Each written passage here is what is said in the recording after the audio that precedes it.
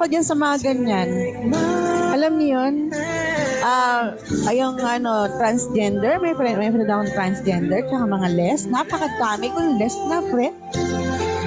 Love you, Daddy Sayos. Maano po ako sa, ewan ko ba, kung ano ako sa tao. Hindi ho kasi ako nag-justify.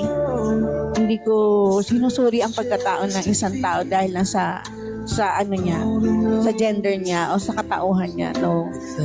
Kailangan po kikilalanin natin ng gusto ang mga tao na sa paligid natin para hindi po tayo makakasakit.